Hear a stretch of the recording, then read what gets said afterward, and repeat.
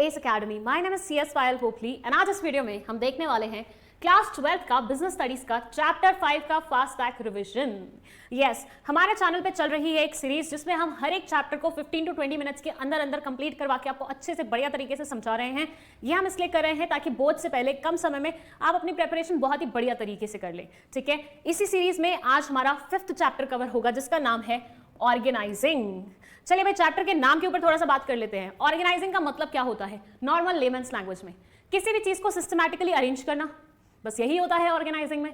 Organising में ये बोलते हैं कि हर एक वो रिसोर्स जो ऑर्गेनाइजेशन में इस्तेमाल होने वाला है, हर एक वो इंसान जो ऑर्गेनाइजेशन में काम करने वाला है, हर एक काम जो ऑर्गेनाइजेशन में होने वाला है, हर एक चीज को सिस्टमैटिकली अरेंज करने की जरूरत पड़ती है ताकि वेस्टेज ना हो और हर एक चीज अपनी ऑप्टिमम तरीके से इस्तेमाल की जा सके। ठीक है, तो ऑर्गेनाइजिंग में बेसिकली हम क्या करते हैं, मैनेजमेंट के चलते हुए जो हमने प्लानिंग की थी उसके बाद हम सारे रिसोर्सेज को इतने अच्छे तरीके से अरेंज करते हैं, ऑर्गेनाइज करते हैं ताकि उससे हम मैक्सिमम आउटपुट डिराइव कर पाएं। ठीक है, ये मैनेजमेंट का सेकंड फंक्शन है। ठीक है, चलिए इसमें यहाँ आप देख सकते हैं आधा चैप्टर कवर्ड है, नहीं आधा नहीं, एक्चुअली 1/4 चैप्टर कवर्ड है जिसमें इंपॉर्टेंस के पॉइंट्स दिए हुए हैं और प्रोसेस दी हुई है। इंपॉर्टेंस के पॉइंट्स में मैं बाद में आऊंगी, पहले मैं प्रोसेस बताती हूँ आपको ऑर्गेनाइजिंग की। And let me tell you this also that process से ना काफी सारे क्वेश्चंस पूछे जाते हैं, तो इसको बहुत ही अच्छे तरीके से पढ़ के जाइएगा और लिखने का तरीका भी देख के जाइएगा कैसे होगा। ठीक है, ये बोलते हैं कि जब भी किसी इंसान को ऑर्गेनाइजिंग प्रोसेस करना हो तो सबसे पहले उसे क्या करना पड़ता है, सारे जो काम है ऑर्गेनाइजेशन में उन्हें एक जगह लिखना पड़ता है। मतलब सारे काम को पहले तो आप देखो कि क्या क्या काम होंगे और उसे लिखो। फर्स्ट से मैं इस क्लासरूम में आई हूं, अगर मुझे इस क्लासरूम के रिसोर्सेज को ही ऑर्गेनाइज करना है तो मैं सबसे पहले आके देखूंगी कि चेयर्स अच्छे से अरेंज करनी है, मॉनिटर अच्छे से अरेंज करना है, ये एक सिस्टमैटिक जगह होना चाहिए, प्लेटफॉर्म ढंग से होना चाहिए, फैंस की सही होनी चाहिए, प्लेसमेंट, कर्टन्स अच्छे लगे होना चाहिए, ऐसा होना चाहिए। तो मैंने क्या किया, सारा काम नोट डाउन कर लिया। राइट, तो सबसे पहले आप क्या करते हैं, आइडेंटिफाई करते हैं पूरे काम को, डिवाइड करते हैं, नोट डाउन कर लेते हैं। इसके बाद जो सिमिलर नेचर के काम होते हैं ना, उन्हें आप एक जगह डिपार्टमेंट बना देते हैं, मतलब एक जगह ग्रुप कर देते हैं। फॉर एग्जाम्पल इस रूम में पर्दे लगाने हैं, ये एक नेचर का काम हो गया। फैंस और एसीज ठीक करने हैं या जितनी भी इलेक्ट्रॉनिक आइटम्स है वो ठीक करनी है, वो एक नेचर का काम हो गया। फर्नीचर को अरेंज करके रखना है, like platform, chair, this podium, table, इन सबको अरेंज करके रखना है, तो ये फर्नीचर वाले सेगमेंट में चला गया। तो आपने क्या किया, जो सिमिलर नेचर के काम है उनको एक सेगमेंट में अलग अलग प्लेस कर दिया। ठीक है, तो ये हो गया आपका सेकंड स्टेप जिसको हम बोलते हैं डिपार्टमेंटलाइजेशन। उसके बाद आप क्या करेंगे, आप रिस्पेक्टिव लोगों को उनका काम असाइन करेंगे। फर्स्ट से जो फर्नीचर क्लीन करने में एक्सपर्ट होगा उसको फर्नीचर वाला काम पकड़ाएंगे कि देखो ये तुम्हारी ड्यूटी है साफ करना। जो पर्दे अच्छे बना लेता है, सिलाई अच्छी कर लेता है, उसको पर्दे वाला काम पंचाएंगे। जो इलेक्ट्रॉनिक आइटम्स को देख सकता है उनको वो वाला काम पंचा देंगे। तो हर एक बंदा जो अपने काम में माहिर है उसको उसकी ड्यूटी असाइन करेंगे। और लास्ट में बनाएंगे एक ऐसा रिलेशनशिप जिसमें बेसिकली, एक्सक्यूज मी, कौन किसको रिपोर्ट करेगा काम कंप्लीट करने पे, वो रिलेशनशिप बताएं। ये बहुत अजीब वो होता है जब छींक आने वाली होती है लेकिन आती नहीं है। एनीवेज, लास्ट में आप क्या करेंगे, आप रिपोर्टिंग रिलेशनशिप एस्टेब्लिश करेंगे। मतलब तुम सब ये काम कर लो, उसके बाद तुम मुझे बताना कि काम कंप्लीट हो गया है। तो काम कंप्लीट होने के बाद आप किसको रिपोर्ट करने जाओगे, नेक्स्ट ऑर्डर किससे लोगे, वो रिलेशनशिप बनाना लास्ट हमारा एस्टेब्लिशिंग रिपोर्टिंग रिलेशनशिप स्टेप होता है। ठीक है, तो सबसे पहले सारे काम लिख लिए, सेम नेचर के काम को डिपार्टमेंटलाइज कर दिया, ड्यूटीज असाइन कर दी सबको, और उसके बाद किसको जाके रिपोर्ट करना है, किससे नेक्स्ट ऑर्डर लेना है, वो वाला रिलेशनशिप बना दिया। ये होती है पूरी प्रोसेस किसकी, ऑर्गेनाइजिंग की। सिर्फ 4 स्टेप की प्रोसेस है, बहुत ही बेहतरीन प्रोसेस है, लेकिन क्वेश्चन बहुत सारे पूछे जाते हैं, इसलिए अच्छे से पढ़ के ही जाना। ठीक है, स्क्रीनशॉट लेना है तो ले लो। अब हम इसके इंपॉर्टेंस के बारे में बात करते हैं। चलो, इंपॉर्टेंस में पहला पॉइंट है बेनिफिट्स ऑफ स्पेशलाइजेशन। अब भाई देखो, मैंने जो अभी तुम्हें एग्जांपल दिया था कि जो फर्नीचर वाले आइटम को ठीक करने वाला इंसान है या फर्नीचर अरेंज करने वाला इंसान है वो एक है, मतलब जो पहले से जानता है कि फर्नीचर को कैसे ऑर्गेनाइज करना है। तो ऐसे में क्या होगा, वो फर्नीचर वाला काम करेगा, वो और एक्सपर्ट बनेगा इस चीज में। मतलब ऑलरेडी तुम्हें थोड़ा बहुत वो काम आता है और बार बार तुमसे वही सेम काम करवाया जा रहा है, तो तुम क्या होगे, उसमें एक्सपर्ट बनोगे ना। बस वही ये बोल रहे हैं कि बेनिफिट्स मिल जाते हैं स्पेशलाइजेशन के। और मतलब यहाँ पे एक चीज और होती है कि जिसको फर्नीचर की ज्यादा नॉलेज है उसको इलेक्ट्रिकल आइटम्स वाला काम नहीं दिया जाता ताकि वो मतलब ब्लंडर ना कर दे। अगर मैं किसी ऐसे इंसान को जिसको खाना बनाना नहीं आता, खाना बनाने का टास्क दे दूंगी तो वो क्या करेगा, फूड वेस्टेज करेगा ना। तो बस वो चीज नहीं होती है यहाँ पे क्योंकि आपने ऑर्गेनाइजिंग अच्छे से किया है। सेकेंड है क्लैरिटी इन वर्किंग रिलेशनशिप। सबको पता होता है सबको क्या काम करना है, प्लस सबको पता होता है कि सबको काम करने के बाद किसको रिपोर्ट करना है, किससे नेक्स्ट ऑर्डर लेना है। तो पूरी क्लैरिटी होती है रिपोर्टिंग रिलेशनशिप और वर्किंग रिलेशनशिप में। ऑप्टिमम यूटिलाइजेशन होता है रिसोर्सेज का। जिस इंसान को इलेक्ट्रिकल पॉइंट्स अच्छे से साफ करने आते थे, मैंने उसी को वो टास्क दिया है तो अब वो काम वो प्रॉपर्ली करेगा। ठीक है, उससे क्या होगा, जो भी रिसोर्सेज हैं फॉर से इसको क्लीन करने के लिए कुछ नए से केमिकल्स आते थे तो वो ऑप्टिमली उसे इस्तेमाल करेगा। ऐसा नहीं है पूरा का पूरा पोर कर देगा और पता है उतना चाहिए भी नहीं था। ठीक है, जैसे अगर मान लो मैं मेरे को कोई इंसान वो बनाने के लिए देता है, फर्स्ट से हलवा बनाने के लिए देता है, मुझे नहीं आता हलवा बनाना, ठीक है, जहां इतना सा आटा डालना था मैं हो सकता है इतना सारा आटा डाल दूं और पता चले फिर हलवा टेस्टी भी ना बने, तो पूरा पूरा फिक जाएगा। तो यहाँ मैंने क्या किया, रिसोर्सेज का बेकार यूटिलाइजेशन किया, रिसोर्सेज का वेस्टेज किया, जस्ट बिकॉज मुझे वो टास्क आता नहीं था। तो यहाँ ये दिक्कत नहीं जाती, क्योंकि ऑर्गेनाइजिंग में हम कोशिश करते हैं सही टास्क सही इंसान को असाइन करें ताकि वो उसे बढ़िया तरीके से करे, जिससे वेस्टेज ना हो रिसोर्सेज की, ठीक है। अडेप्टेशन टू चेंज, अगर सही इंसान के हाथ में आपने सही टास्क दिया है, सही ड्यूटी असाइन की है, तो ऐसे में अगर थोड़ा बहुत चेंज आता भी है तो वो इजीली अडेप्ट कर लेगा, वो स्ट्रगल नहीं करेगा उस चीज के लिए, ठीक है। जिस इंसान को खाना बनाना आता है, वो डेली बेसिस पे खाना बनाता है, उससे अगर तुम नई डिश भी दोगे जो उसने आज तक कभी नहीं बनाई होगी, तो वो बहुत ज्यादा बेकार तो नहीं करेगा, उसके साथ भी थोड़ा जस्टिस तो कर ही लेगा कि खाने लायक तो बना ही लेगा। लेकिन एक ऐसा इंसान जो कभी कभी खाना बनाता है, जस्ट लाइक मी, अब तुम मुझे कोई ऐसी रैंडम सी बाहर की कोई क्यूजिन दे दोगे बनाने के लिए, तो आई विल बी लाइक बेड़ा गर्क कर दूंगी, राइट। तो अडेप्टेशन टू चेंज मतलब चेंज को इजीली एक्सेप्ट कर लिया जाता है, अडेप्ट कर लिया जाता है, क्योंकि जो बंदा वो काम कर रहा होता है, वो पर्टिकुलर टास्क कर रहा होता है, वो एक्सपर्ट होता है उस चीज में। इफेक्टिव एडमिनिस्ट्रेशन, सही इंसान को सही टास्क असाइन किया हुआ है, ड्यूटी असाइन की हुई है, सबके पास अपना अपना काम है, सब ऑर्गेनाइज वे में चल रहा है, तो एडमिनिस्ट्रेशन भी खुश रहेगा और अच्छे से वर्क करेगा। डेवलपमेंट ऑफ पर्सनल, अगर आप एक इंसान को जिसमें वो ऑलरेडी सही था वही काम बार बार करने के लिए दोगे, वही ड्यूटी उसको बार बार असाइन करोगे, ऑर्गेनाइज वे में चलाओगे उसका पूरा वर्क, तो कहीं ना कहीं उसकी भी डेवलपमेंट होगी, वो भी तरक्की करेगा। एक्सपेंशन एंड ग्रोथ, अगर हर एक चीज जैसे आपने प्लान की हुई है बिल्कुल वैसे चल रही है, हर एक स्ट्रक्चर को आपने बिल्कुल अच्छे तरीके से मेंटेन किया हुआ है, तो इसमें जो ऑर्गेनाइजेशन होगी वो बढ़िया परफॉर्मेंस देगी, और बढ़िया परफॉर्मेंस देगी तो अल्टीमेटली वो ग्रो कर पाएगी, ठीक है। तो ये होते हैं कुछ एडवांटेजेस किसके, ऑर्गेनाइजिंग के, कुछ इंपॉर्टेंस ऑर्गेनाइजिंग के। अच्छा, एडवांटेजेस पूछे तब भी यही पॉइंट्स लिखने हैं, इंपॉर्टेंस पूछे तब भी ये पॉइंट्स लिखने हैं, डिसएडवांटेजेस पूछे या लिमिटेशंस पूछे, दोनों में सेम पॉइंट लिखने होते हैं, ठीक है। चलिए नेक्स्ट है टाइप्स ऑफ ऑर्गेनाइजेशनल स्ट्रक्चर। दो तरह के ऑर्गेनाइजेशनल स्ट्रक्चर होते हैं, फर्स्ट होता है फंक्शनल, दूसरा होता है डिविजनल। इसको बहुत ही बेसिक एग्जांपल से समझाती हूँ। मैं बोलती हूँ पार्ले जी, ठीक है, नेस्ले जैसे, अब नेस्ले बिस्किट्स भी बनाता है, नेस्ले चॉकलेट्स भी बनाता है, और नेस्ले कुकीज भी बनाता है, और मेरे ख्याल से मैगी भी बनाता है, ठीक है। तो अगर नेस्ले को अपने यहाँ पे ऑर्गेनाइजेशनल स्ट्रक्चर बनाना हो, अच्छा ऑर्गेनाइजेशनल स्ट्रक्चर क्या होता है पहले वो तो समझ लो। हायरार्की कैसे बनी हुई है, कौन सबसे ऊपर आएगा, उसके नीचे कौन आएगा, उसके नीचे कौन आएगा, ये जो ये हायरार्की है ना, ये जो स्ट्रक्चर है, ऑर्गेनाइजेशन किस तरह से वर्क करेगा, कौन किसको रिपोर्ट करेगा, कौन किसके पास ऑर्डर लेने जाएगा, ये जो होती है ना उसको बोलते हैं ऑर्गेनाइजेशनल स्ट्रक्चर। मतलब आपकी ऑर्गेनाइजेशन में क्या हायरार्की बनी हुई है, कौन टॉप में आएगा, कौन उसके नीचे आएगा, कौन किससे ऑर्डर्स लेगा, कौन किसको रिपोर्ट करेगा, ये पूरा स्ट्रक्चर हमारा ऑर्गेनाइजेशनल स्ट्रक्चर के नाम से जाना जाता है। और ये बनाने के दो तरीके होते हैं, फंक्शनल एंड डिविजनल। तो जैसे कि मैं बात कर रही थी, नेस्ले क्या करता है, मैगी भी बनाता है, बिस्किट्स भी बनाता है, तो यहाँ पे अगर उसको ऑर्गेनाइजेशनल स्ट्रक्चर बनाना होगा ना, तो वो कुछ इस तरह से बनाएगा कि मैगी के लिए अलग डिपार्टमेंट बना देगा, बिस्किट्स के लिए अलग, कुकीज के लिए अलग, चॉकलेट्स के लिए अलग, ठीक है। यहाँ पर वो क्या करेगा, प्रोडक्ट वाइज अपना स्ट्रक्चर तैयार करेगा। On the other side functional में क्या होता है, जैसे ऑर्गेनाइजेशन में मार्केटिंग एक काम होता है, सेल्स एक काम होता है, अकाउंटिंग एक काम होता है, प्रोडक्शन एक काम होता है। तो जब हम ऑर्गेनाइजेशन में डिपार्टमेंट्स इस बेसिस पे, फंक्शंस के बेसिस पे क्रिएट करते हैं, उसको हम फंक्शनल स्ट्रक्चर बोलते हैं। फंक्शनल और डिविजनल स्ट्रक्चर के डिफरेंसेस पे और इसकी पूरी कॉन्सेप्ट को और ज्यादा डिटेल्ड इन डेप्थ वे में समझाने के लिए मैंने ऑलरेडी एक वीडियो बनाई हुई है, नहीं देखी है, चैनल पे अवेलेबल है, वहां पे आई बटन में उसका लिंक प्लेस होगा, जाके देख लेना, ठीक है। सो डिविजनल स्ट्रक्चर बोले तो जहां पे सेग्रीगेशन, जहां पे ऑर्गेनाइजेशनल स्ट्रक्चर आपने बनाया है on the basis of products, whereas functional structure बोले तो जहां पे आपने सेग्रीगेशन, अपने स्ट्रक्चर जो ऑर्गेनाइजेशन का है वो बनाया on the basis of functions. मैं यहाँ पे एक एग्जांपल भी बना के दिखा देती हूँ। M stands for marketing, S stands for sales, ऐसे मार्केटिंग और सेल्स साथ में ही आता है, ठीक है। फिर प्रोडक्शन, फिर अकाउंट्स, ठीक है। तो अगर आपने अपनी ऑर्गेनाइजेशनल स्ट्रक्चर कुछ इस तरह से बनाई हुई है तो ऐसे में हम बोलेंगे फंक्शनल ऑर्गेनाइजेशनल स्ट्रक्चर है ऑर्गेनाइजेशन में।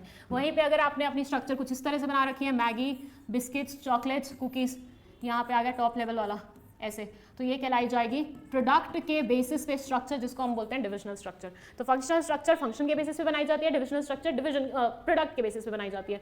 फंक्शनल स्ट्रक्चर के एडवांटेजेस के बारे में बात की जाए तो ये बोलते हैं यहाँ पे फंक्शनल स्पेशलाइजेशन होती है, मतलब जो इंसान मार्केटिंग में अच्छा है उसको मार्केटिंग डिपार्टमेंट में डाल देंगे, जो इंसान अकाउंट्स में अच्छा है उसको अकाउंटिंग उसमें डाल देंगे, जो इंसान प्रोडक्शन में अच्छा है उसको प्रोडक्शन उसमें डाल देंगे। तो इससे क्या होगी, वो इंसान और उस चीज़ के मतलब क्योंकि ऑलरेडी उस चीज़ के बारे में जानता है और उसमें काम करेगा तो स्पेशलाइजेशन हासिल करेगा, तो ओवरऑल ऑर्गेनाइजेशन का भला होगा।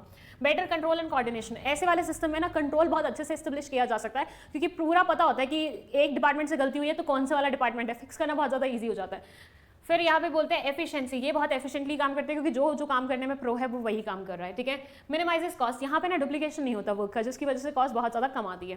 फैसिलिटेट्स ट्रेनिंग, इसमें क्या होता है, अगर कोई इंसान सेल्स की ट्रेनिंग लेना चाहता है उसको इस डिपार्टमेंट में डाल दोगे तो वो अच्छे से ट्रेनिंग ले पाएगा, ठीक है।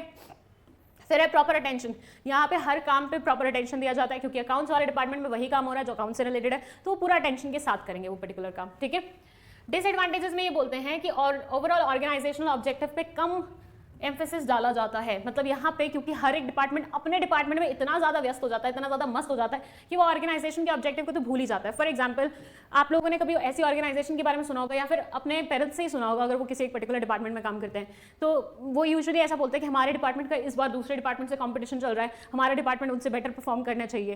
तो यहाँ क्या हो रहा है, डिपार्टमेंट की आपस की लड़ाई, आपस की रंजिश की वजह से आप ऑर्गेनाइजेशन के गोल को साइडलाइन कर देते हैं समटाइम्स, ये एक प्रॉब्लम होती है इस पर्टिकुलर चीज़ के साथ। कोऑर्डिनेशन की प्रॉब्लम जाती है, हर एक डिपार्टमेंट सिर्फ अपना भला चाहता है, हर एक डिपार्टमेंट चाहता है उसको सबसे ज़्यादा पैसे मिले और सबसे कम जिम्मेदारियां मिले, और दूसरे की जिम्मेदारियों में वो अपना हाथ नहीं बटाना चाहता, जिसकी वजह से कोऑर्डिनेशन की प्रॉब्लम जाती है। इंटर डिपार्टमेंटल कॉन्फ्लिक्ट्स बहुत होते हैं, मेरा डिपार्टमेंट तुमसे बढ़िया है, तुम्हारा डिपार्टमेंट बेकार है, तुम्हारे डिपार्टमेंट से बेटर हम परफॉर्म कर रहे हैं, ऐसी लड़ाइयाँ होती रहती है। इनफ्लेक्सिबिलिटी, फ्लेक्सिबिलिटी नहीं रहती है, मतलब चीज़ें बहुत रिजिड हो जाती हैं क्योंकि हर एक इंसान थोड़ा स्ट्रिंजेंट हो जाता है अपनी चीज़ों को लेके।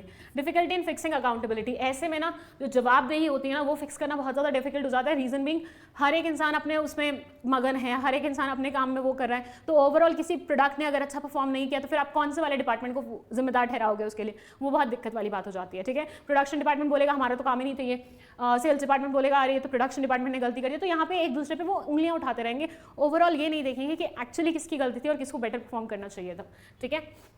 वहीं पे डिविजनल, जो प्रोडक्ट के बेसिस पे बाइफिकेशन होती है उसके एडवांटेजेस हैं प्रोडक्ट स्पेशलाइजेशन, यहाँ पे प्रोडक्ट में आप स्पेशलाइज करते हो, जो इंसान मैगी बना रहा है वो मैगी बनाते बनाते मैगी बनाने में एक्सपर्ट हो जाएगा, ठीक है। ग्रेटर अकाउंटेबिलिटी, जो प्रॉब्लम यहाँ पे जाती थी फिक्सिंग अकाउंटेबिलिटी की, वो प्रॉब्लम यहाँ नहीं जाएगी। अगर मैगी वाला डिपार्टमेंट अच्छे से काम नहीं कर रहा तो डांट किसको पड़ेगी, मैगी वाले डिपार्टमेंट को पड़ेगी। बिस्किट वाला डिपार्टमेंट अच्छा परफॉर्म कर रहा है तो अप्रिसिएशन किसको मिलेगा, बिस्किट वाले डिपार्टमेंट को मिलेगा। तो यहाँ पे अकाउंटेबिलिटी, जवाबदेही थोड़ी सी क्या होती है, अच्छी हो जाती है। फ्लेक्सिबिलिटी एंड इनिशिएटिव, यहाँ चीज़ें उतनी रिजिड नहीं रहती जितनी फंक्शनल पे रहती थी, और थोड़ा सा फ्लेक्सिबिलिटी रहती है और चीज़ें आराम से चलती हैं, ठीक है।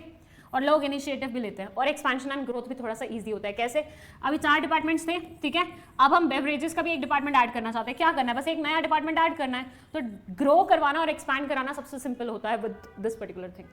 डिसएडवांटेजेस में ये बोलते हैं ये थोड़ा सा एक्सपेंसिव होता है, क्योंकि देखो एक बात समझना, आपने मैगी का एक डिपार्टमेंट बना दिया, लेकिन मैगी के डिपार्टमेंट के अंदर प्रोडक्शन का डिपार्टमेंट, मैगी प्रोडक्शन का, मैगी के अकाउंट्स का डिपार्टमेंट, मैगी के सेल्स का डिपार्टमेंट, मैगी के और मतलब XYZ डिपार्टमेंट अलग से क्रिएट करने पड़ेंगे ना। सेम गोज फॉर बिस्किट्स का, बिस्किट का प्रोडक्शन का डिपार्टमेंट एक बनेगा, बिस्किट के सेल्स का डिपार्टमेंट एक बनेगा। तो यहाँ पे जैसे अलग अलग डिपार्टमेंट्स बन रहे थे, ये सारे यहाँ पे बनेंगे लेकिन इन डिपार्टमेंट्स के अंदर बनेंगे। तो कैसे स्ट्रक्चर कुछ नजर आएगी, मैं आपको यहाँ पे हल्का सा बता देती हूँ। फर्स्ट से ये मैगी है, फर्स्ट से ये बिस्किट है, अलग अलग प्रोडक्ट्स हैं। अब मैगी के अंदर आप अकाउंट्स का डिपार्टमेंट बनाओगे, प्रोडक्शन का डिपार्टमेंट बनाओगे, सेल्स का डिपार्टमेंट बनाओगे, मार्केटिंग का डिपार्टमेंट बनाओगे। सेम आप फिर यहाँ पे बिस्किट के लिए करोगे, अकाउंट्स का डिपार्टमेंट बनाओगे, ये डिपार्टमेंट बनाओगे। तो यहाँ पे आप देख रहे हो जबरदस्ती के लोग ऐड हो रहे हैं, जबरदस्ती के डिपार्टमेंट, सब डिपार्टमेंट्स ऐड हो रहे हैं, ठीक है। तो यहाँ पे आपका थोड़ा सा खर्चा भी ज्यादा बढ़ जाता है, लोग भी ज्यादा बढ़ जाते हैं, और मतलब थोड़ा बहुत डुप्लीकेशन ऑफ वर्क भी होता है, कॉन्फ्लिक्ट्स भी आते रहते हैं प्रोडक्ट वाइज, मतलब प्रोडक्ट के डिपार्टमेंट के बेसिस पे। ऑर्गेनाइजेशनल इंटरेस्ट अगेन यहाँ पे भी कई बार ओवरलुक हो जाता है, उसके बारे में नहीं सोचा जाता है, ठीक है। तो ये थे एडवांटेजेस एंड डिसएडवांटेजेस किसके, फंक्शनल एंड डिविजनल के।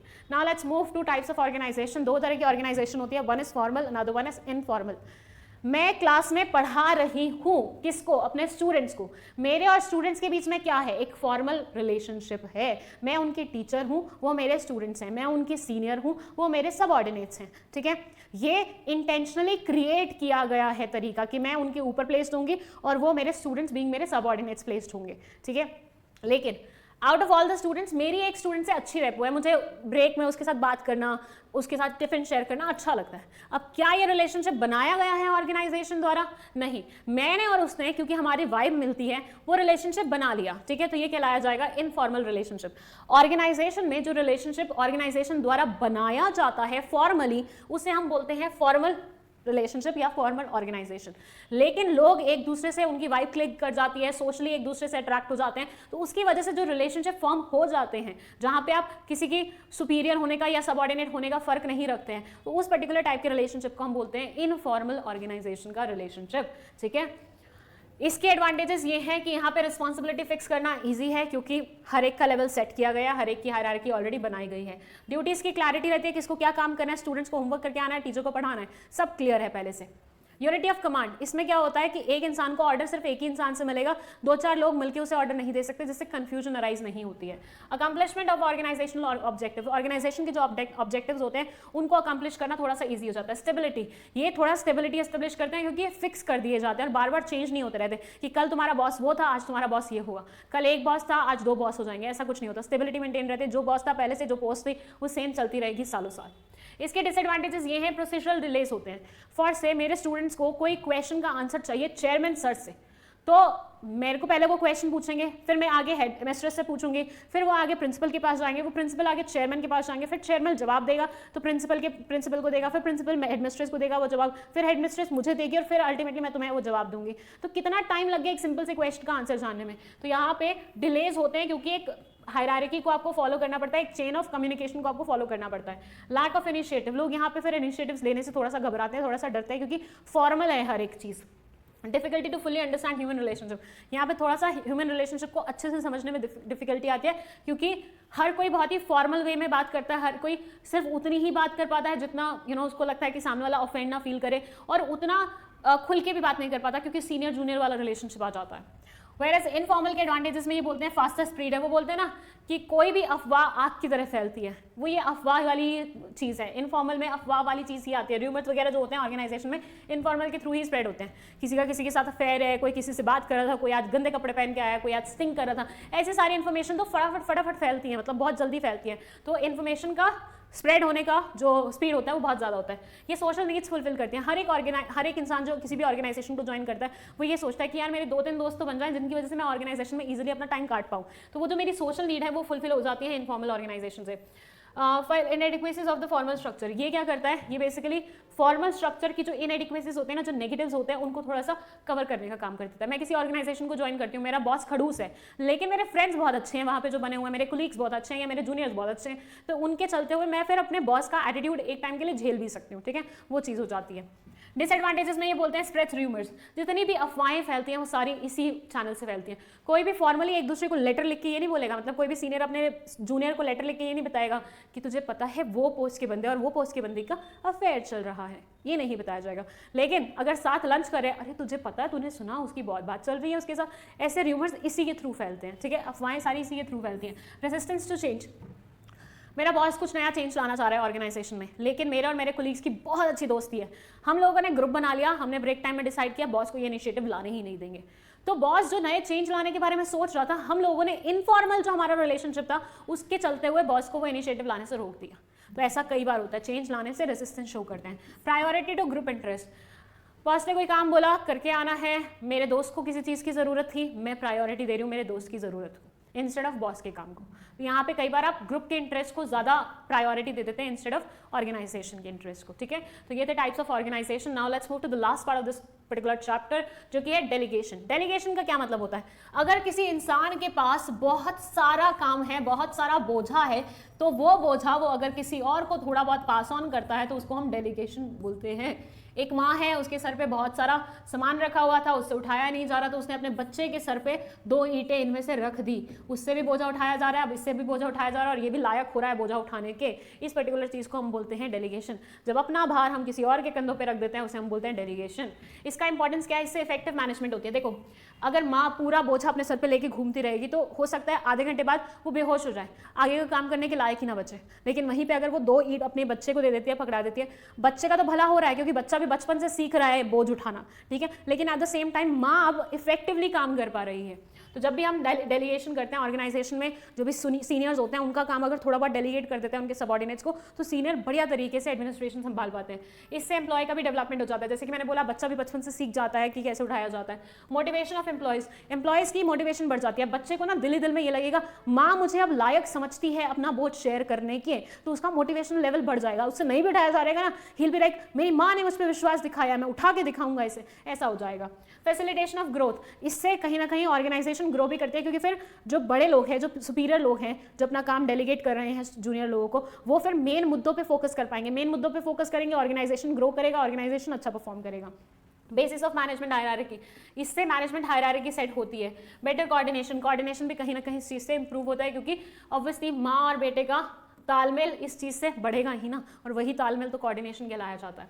अच्छा, डेलीगेशन के ना 3 एलिमेंट्स होते हैं, वन इज अथॉरिटी, दूसरा है रिस्पॉन्सिबिलिटी, तीसरा है अकाउंटेबिलिटी। अथॉरिटी का मतलब होता है जिस पावर पे, जिस पोजीशन पे आप बैठे हैं उससे रिलेटेड जो पावर्स आपको मिलती है ना, जो ऑर्डर्स पास ऑन करने की जो मतलब पावर आपको मिल रही है, उसको हम अथॉरिटी का नाम देते हैं। तो authority is equal to power, किसी भी पोजीशन के साथ जो उसकी पावर्स आती हैं उसको हम अथॉरिटी का नाम देते हैं। जैसे मैं टीचर हूँ, ठीक है, मुझे टीचर की अथॉरिटी मिली है, तो टीचर के साथ मुझे बहुत सारी पावर्स भी मिली होंगी ना, इस पोजीशन के साथ मुझे बहुत सारे ऑर्डर्स पास करने का भी मौका मिला गया होगा ना, वो सारी चीज़ें मेरी अथॉरिटी कहलाई जाती है। रिस्पॉन्सिबिलिटी मतलब मेरी जिम्मेदारी क्या है। अगर मुझे टीचर की अथॉरिटी मिली है, मैं ऑर्डर्स पास ऑन कर सकती हूँ, तो मेरी जिम्मेदारी भी है ना कि मैं बच्चों को अच्छे से पढ़ाऊँ, उनके अच्छे मार्क्स आएँ, तो ये हो गई जिम्मेदारियाँ। अकाउंटेबिलिटी का मतलब होता है जवाबदेही। जब हमें किसी चीज़ को करने की जिम्मेदारी मिलती है तो हम उसके लिए अकाउंटेबल भी हो जाते हैं, मतलब हम कहीं ना कहीं हमें उस काम को करने की मतलब जवाबदेही भी देनी पड़ती है। अगर हम वो काम नहीं कर पाते तो विल बी हेल्ड अकाउंटेबल, अगर कर पाते हैं तो उसकी अप्रिसिएशन भी हमें मिलती है, ठीक है। तो 3 चीज़ें हैं और ये तीनों एलिमेंट्स हैं डेलीगेशन के।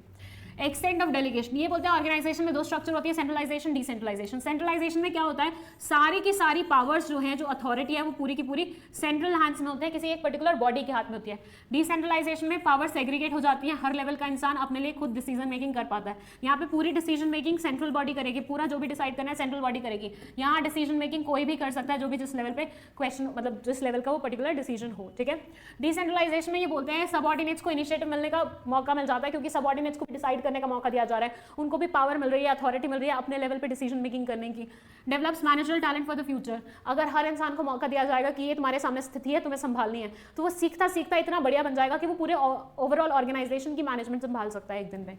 क्विक डिसीजन मेकिंग, क्योंकि हर एक चीज़ आपको सेंट्रल लोगों तक पहुंचानी नहीं पड़ रही है, तो इसलिए डिसीजन मेकिंग भी थोड़ी जल्दी जल्दी हो रही है, हर लेवल का डिसीजन हर लेवल के लोग ले रहे हैं।